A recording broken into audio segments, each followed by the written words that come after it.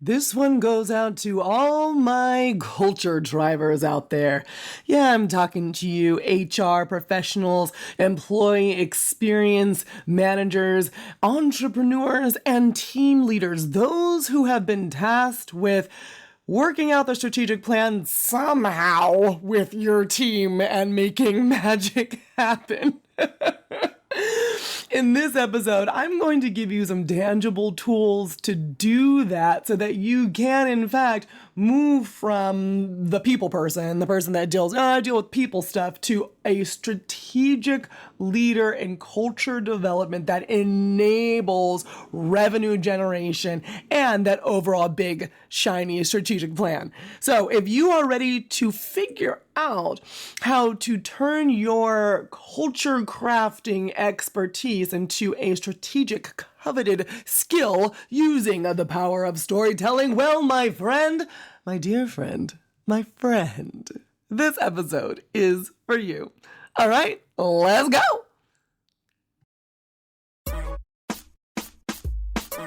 Welcome to the Flourishing Entrepreneur Podcast with Alea Harris. If you're looking for actionable ways to stand out from the crowd by standing in your power, you've come to the right place.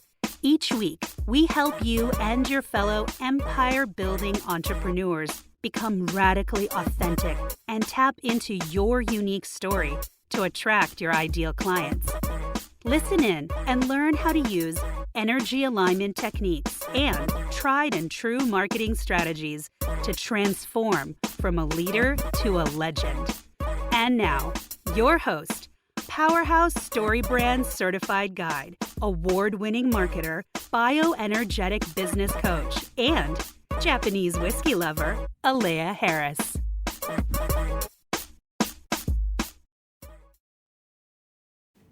So let's just own it, right? Let's own our space in this. You, my friend, are pivotal in shaping the organization's future and culture. If you're in HR, if you're an employee experience manager, if you're the entrepreneur, or if you're in the C-suite, you are pivotal to shaping your organization's future. Own that. But your role goes way beyond just the brass tacks of managing resources. You, my friend, are an architect of workplace culture. Let that set in. You didn't know you were going to be an architect today, did you? An architect of workplace culture. To which you probably went, oh yeah, that sounds good, but Alea, I don't know if you know this, but I didn't go to like architecture school and stuff, so I don't really know what that means. That's totally fine. We're going to talk about that today because in the world that we live in that is rapidly changing and strategies are shifting at the time of this recording, it's December 2023 and everybody's in strategic planning mode. Aligning your organization's culture with its strategic goals is challenging. So that architect role is important. But you need a plan to do that because I know you want to have a stronger voice in that strategic planning discussion. Often the people part gets overlooked. The people part is the side part to the ROIs, the KPIs, the EBITDAs, the OKRs. I mean, I could go on with the MBA jargon word salad bingo here, but the people are not usually included in any type of relational way in strategic planning. And that is often why strategic plans fail. They are missing the story that compels the people and that encourages people to participate in the plan with their own story. So by you having a stronger strategic voice in those sessions, you will be able to enable a strategic plan that works. I mean, I'm talking about like people coming to you in 6 months being like, oh my God, because of you, we have a plan that works. Because of you, because of your input, because of what you added to the conversation, this is in a much better place. Most of the time, however, that doesn't happen because folks in your position, folks that, make the big bucks, if that's not you, they often lack the tools to effectively communicate to drive that cultural change. But you're in luck because you're talking with me. Yes, me here today, Alea Harris. And I happen to be a strategic storytelling consultant and an expert. And I am going to empower you today to master this critical skill. I also would be remiss if I didn't mention that today I'm going to talk about some frameworks and give some stories, but I have upcoming a hands-on workshop where you're going to take all the information that I give you here and you're going to implement it hands-on in a group setting. We're going to get down and dirty. You're going to be able to ask questions so that when you go to that strategic planning table, you are even better positioned as an expert. You are better able to craft culture that enables the strategy, and you will be in charge of, responsible for, and accountable for confidently delivering better results. So that workshop has the same name as this podcast episode. It's called Narratives That Work, Shaping Culture to Meet Strategic Goals. I encourage you to sign up for said workshop at the very simple URL of aleaharris.com/workshop, aleaharris.com/workshop. You sign up, it's free. You look like a rock star because you have cool information to help with strategic planning. You end up getting better results. And even if you can't go that day, you can get the replay. But I encourage you to show up because, again, it's interactive, it's hands-on, and it will allow you to be able to up-level skills in a way that you might not be able to otherwise, because there's not a lot of people out there that focus on storytelling and strategy and culture all in a big bucket like I do. So it's a pretty unique opportunity. Again, aleaharris.com/workshop. So I want you to take a second to imagine that you are now the catalyst for positive change in your organization. You are equipped with the skills, you confidently contribute to strategic discussions, and you position yourself as a culture expert. Whew. Let's start with that end in mind. Okay. Now, with that end in mind, let's talk about how we are going to get there. First, let's cover how culture and strategy work together. So, organizational culture, as I'm sure you know, is really the how of how we do things. The behaviors, the language, the meeting cadence, right? How we do things, how we act. It's almost like, well, as the Harris family, we don't do that, or we do this, or we believe this. It's values, it's beliefs, it's norming behaviors. In a strong culture, you can snuff it out. You can feel very much like what is the culture and what is not the culture. When I was a Google vendor partner, it was very clear what was googly and what was not, right? When I would see behaviors, I was on the marketing team for the food team, we would see behaviors that were not very googly, and it was very acceptable to call it out. Well, that's not very googly. Or they had the internal slogan, don't be evil, right? And what did that mean?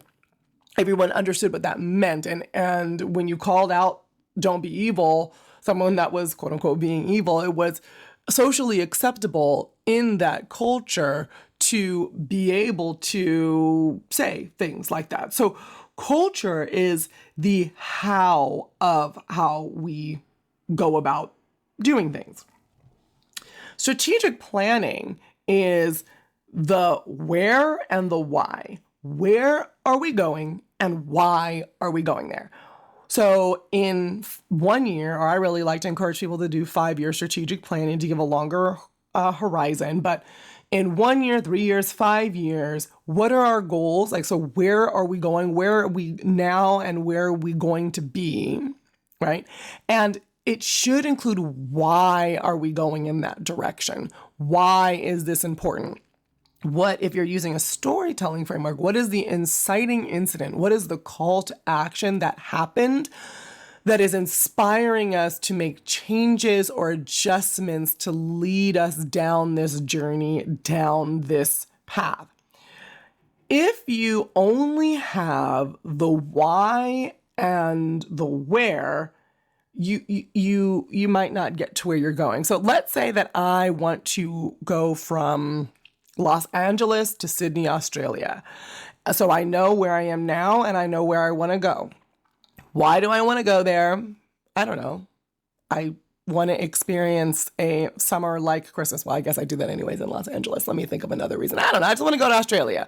And maybe I was bequeathed a vacation where I won in a contest to Australia. I don't know. Work with something here. There's a why there. There's a where there. And I decide, as I don't really understand my how, I'm going to walk there. I'm going to walk, because apparently I'm not very bright, from Los Angeles to Sydney, Australia. How do you think that's going to go for me? I mean, besides, I guess best case scenario actually is that I get eaten by like a shark or something, because worst case scenario is I just like poop out of exhaustion and drown. I guess eaten would be like a faster way to go, right? It doesn't make sense. That's a lot of water to walk over. That's a lot of land, and that's a lot of, but the how matters, as opposed to walking. A better how would be, oh, we're gonna fly, right? Well, then how are we gonna fly? Well, the normal behavior for me is I fly first class. I'd love to say that is true all the time, but let's just imagine this. Manifest that with me. Hey-o. The normal behavior for me is that I fly first class. Well, why do I first class? Why do I fly first class? Well, because I like to arrive refreshed and ready to go so that I can hit the ground running and get to my destination and enjoy my destination once I get there, right?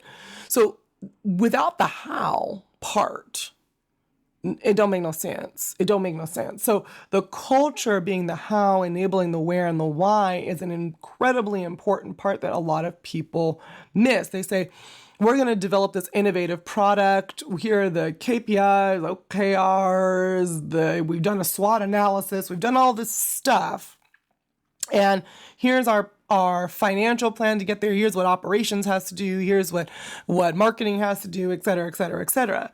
But you don't have the things that you need, like a culture of innovation. You say that you whatever you're bringing out, say it's a SaaS product to the market, is going to be disruptive. Everybody wants to be disruptive nowadays. It's going to be disruptive. Well, do you have a culture that lets you fail fast without judgment? Do you have a culture that allows people to think outside the box, that allows people the space for creativity, that is connecting people together so that they feel a sense of psychological safety? Do you have that? If you do not, I don't care how fancy your spreadsheets are and your strategic plan, you are not going to get there. So culture enables strategic planning, but you need to be able to go about it in a systematic way so that you can articulate how that is and then articulate the type of culture that you need to get there. Culture, you can think about it this way, acts as the software of a company guiding the behavior and the decision making. If your culture is in conflict to the strategy, you are going to experience challenges. It's just a bottom line kind of thing. Bada bing, bada boom, bottom line, right? So storytelling is your key differentiator from between walking to Australia or flying to Australia, between having a software program for your business that works or one that is glitchy and buggy. That is not going to help you get your strategic goals. Storytelling is a natural and powerful tool. People tell stories all the time.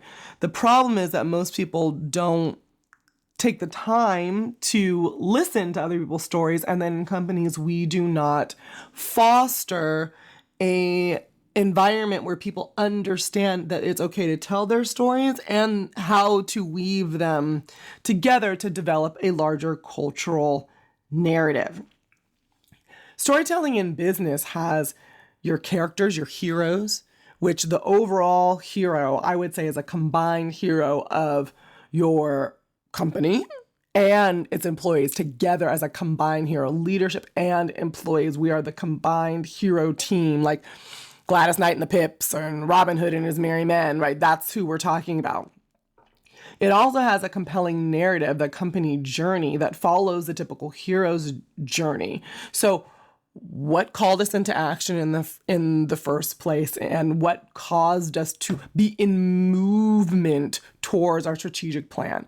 Then after we've been called into action, what mentors did we meet along the way? What resistance did we face? What change curve position did we have to overcome to enter into the world where we're doing something new, into this extraordinary world where we will inevitably face challenges, trials, tribulations, and we will inevitably transform? How are we planning for that? How are we planning for that transformation? How are we planning for those trials that are foreseen and not foreseen? You plan for trials that are foreseen by saying, okay, this is my contingency plan. You plan for trials that are not foreseen by having a culture that can handle whatever the world and challenges throw at it, right? Then you're going through the rest of your journey through the strategic plan, feeling the success, re-entering back into this normal world, this stabilization period where you feel accomplished. You feel like you have said and done something wonderful, right? That's what it is. That's what it's all about. So you need relatable characters, your heroes. That is the employee and the leadership team. You need a compelling narrative, which is your company journey. That is your strategic plan in narrative form. And you also need emotional engagement. That means that your why has to be strong and compelling for everyone, and everyone needs to feel like they belong along the way. This is if you're struggling to be like, how does diversity, equity, and inclusion fit into the larger strategic picture? This is how. That emotional engagement, that sense of belonging, that need to connect, that need for solid, stable relationships that develop progressively over time, that is rooted in making sure that everyone feels seen and heard at the table and fits into developing a culture that enables the strategic planning journey. So there are companies who have used this incredibly successfully. I already talked about my, personal experience at Google and how just a couple of the tangible words that they use could help shift behaviors. But let's talk about just in general, their creativity, innovation, their flat hierarchy that enables rapid decision-making, fostering innovation. They fail fast. They praise failure because they know that the faster they fail, that they can iterate and really come out with the best in-market product. This culture has been key to Google's strategic success. It's like, when no one says I want a tissue. They say, can you give me a Kleenex? Because Kleenex really is a brand name, but they owned it. They crushed it. You don't say, let me look something on the internet. You say, I'm going to go Google it. And obviously they're dominating it, right? And their culture plays a huge part of that. And it allowed them to expand into areas that who knows if they were thinking about in the beginning, but I don't think so, like cloud computing, AI, right? Those types of things. Let's take it to something that's near and dear to my heart, Southwest. I fly Southwest a lot, so that's why I'm, the first class flying maybe is not where I'm at right now. But Southwest, I like it because it's easy and there is no hierarchy. Everyone is the same. They're well known for a corporate culture that emphasizes employee satisfaction, and that turns into high levels of customer service. Then the high level of customer service turns into high levels of customer satisfaction, and so on and so forth. It's a cycle. This culture then aligns with their strategic objective of differentiating themselves as the low-cost airline in a really competitive industry, right? There's lots of airlines out there. And they've been able to, for the most part, everybody has their ups and downs, but for the most part, really hold their ground by staying true to their culture. Another one is the shift of Microsoft, right? Under Satya Nadella. She became CEO of Microsoft became CEO of Microsoft and he shifted the company culture. There was a lot of competition. It was like dog eat dog over there at Microsoft, right? And he focused it to one of collaboration and innovation. And that shift allowed and enabled their pivot towards, again, the hottest tickets in the software biz here, cloud computing and AI, and then help them resurge in their growth and their market value. So there are examples of having a direct correlation between culture and strategic growth. You just need to be able to implement it in your own company, which is what we're going to talk right now. Allow me to introduce to you the culture strategy alignment model. I do my own effects here. I know I could do it in post, but I just figured it's faster this way. And don't you like my woman-made echo? The culture strategy alignment model is the framework that you can use to develop what your culture is and help it to enable revenue generation in the long run. The phases are assessment, alignment, action, implementation, and evaluation. Assessment, alignment, action, implementation, and evaluation. So first, you're going to understand your current culture. What is it doing right and what is it doing wrong? This should involve questions out to your current employees, surveys, one-on-ones. We want to get qualitative and quantitative data. One of my favorite metrics when I was a marketing executive was the employee net promoter score. On a scale of 1 to 10, how likely are you to recommend working here to a friend? 9s and 10s were great. And basically anything, sometimes we counted 8 as great, sometimes we didn't, but basically anything under a 9 was like a no, right? Unless it was a 9 or a 10, we had some work to do. And so if the average score came back as a 7, you'd be like, ooh, okay, so we have some work to do, right? You want to assess your current culture based on where you're trying to go, especially if you're experiencing a large strategic pivot. So the powers that be at the very top, even if that is you're saying, walkie dokie, market is changing. We need to make a hard left. We need to go from B2B to B2C, or we need to go from making software to making hardware. I mean, I'm talking about like large shifts if this is you. Well, let's see if you have the culture to support that. And what exactly have you built? Because most likely the culture that is there happened by accident. And accidental cultures sometimes are good things and sometimes are bad. Accidents do great things, like Play-Doh, accident, complete accident. Like, who doesn't love Play-Doh? But those toxic workplace environments, the ones that lack productivity, that have a lot of infighting and silos, those also usually happen by accident. No one sits down in the strategic planning session and says, hey, you know what I want to do today? I would love to create a toxic work environment. That's going to be my legacy here at this company. No, that's not how that works.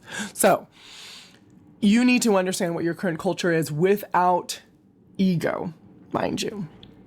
Doesn't really matter what you think about your culture, how great you think it is, how many ERGs you have, how many hours you've spent in coffee chats with your employees. It doesn't really matter. You need to get the real deal. So that's the assessment phase. The alignment phase allows you to identify gaps between culture and strategy. So you want to look at where you are and what types of values, behaviors, language, and beliefs you need to put in place to allow you to get to where you need to be.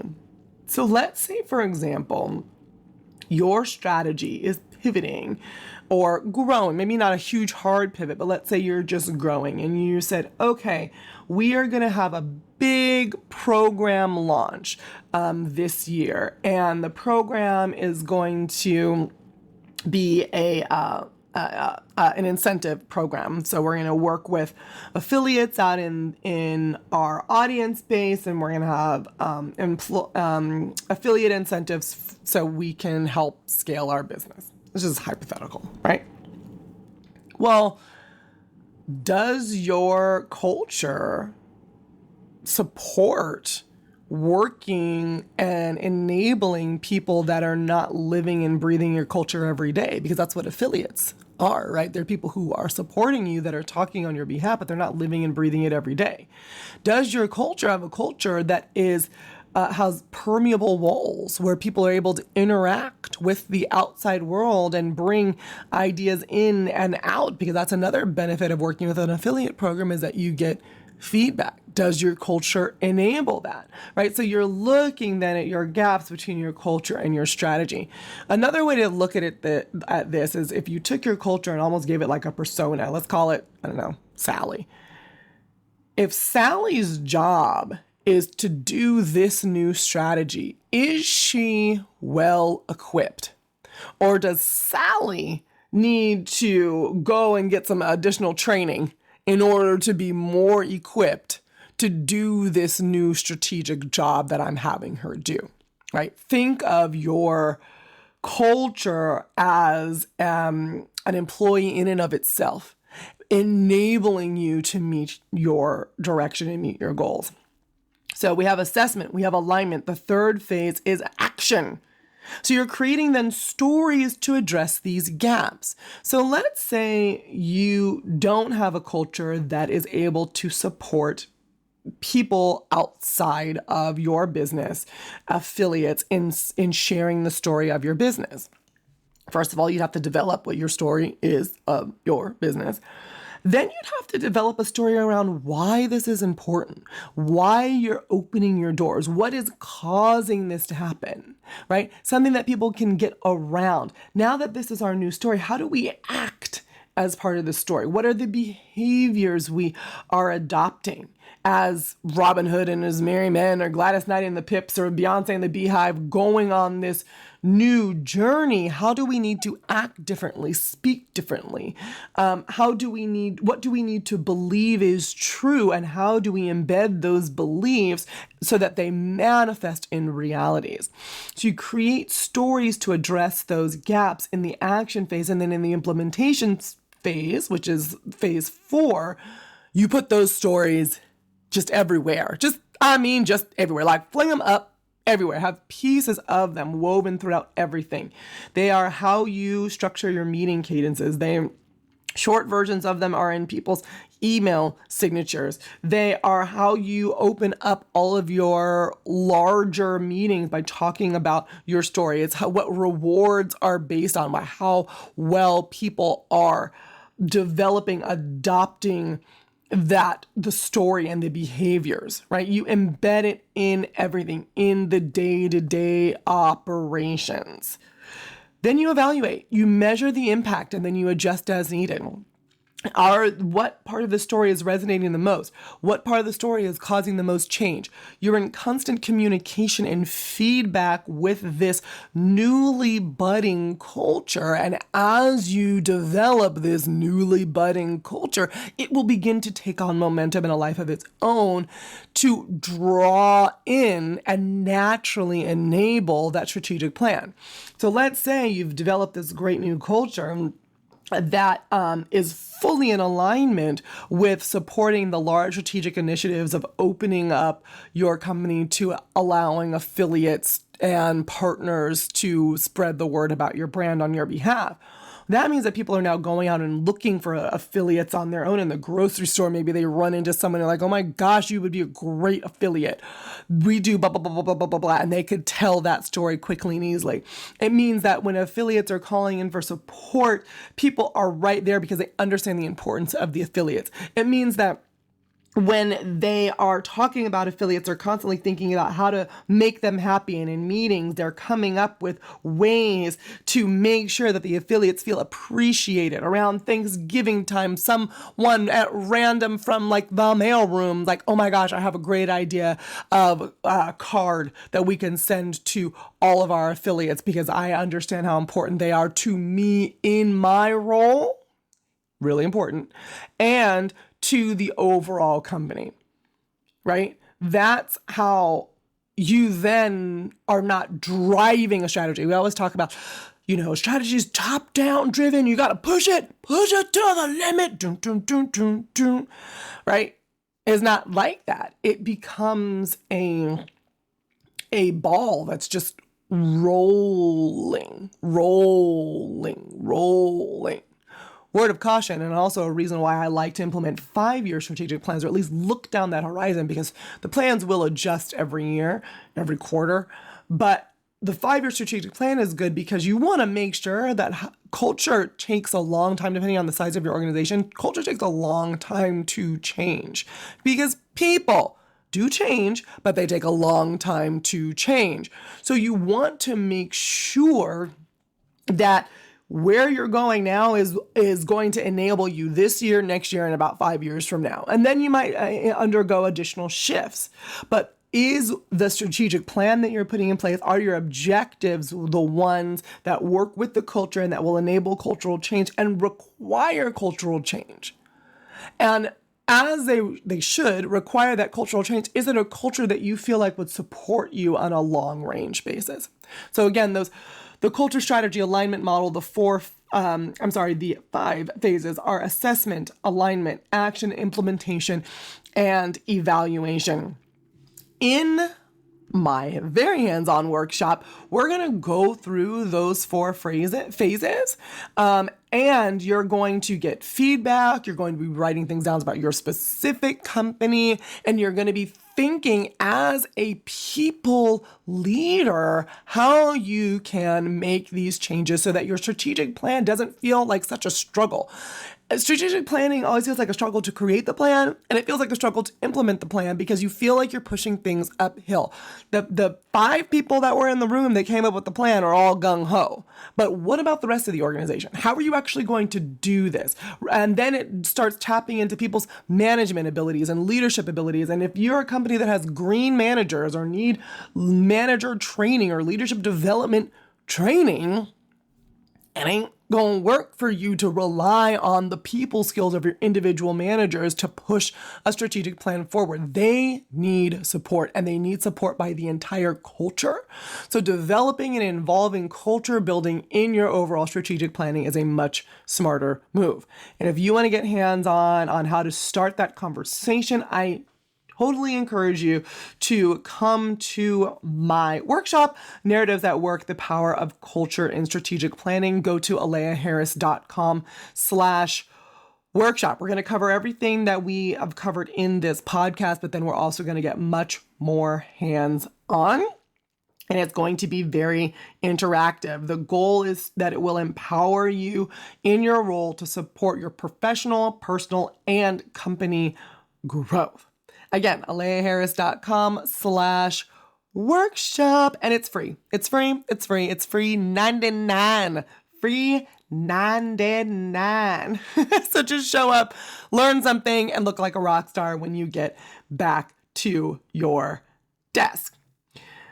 I really appreciate you being here with me today. If you have any questions, like always, and I always appreciate this, go ahead and send me an email to Aleya, A-L-E-Y-A, at aleaharris.com, ALEYAHARRIS.com. And once again, to sign up for that workshop, it is aleaharris.com/workshop. All right.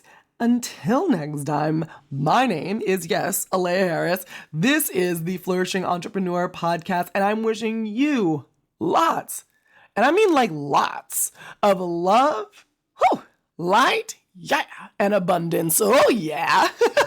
Talk to you soon. Thank you for listening to this episode of the Flourishing Entrepreneur Podcast with Aleya Harris. Vibing with what you hear? Leave a 5-star review to spread the love, and be sure to click subscribe. We wish you love, light, and abundance. See you next time.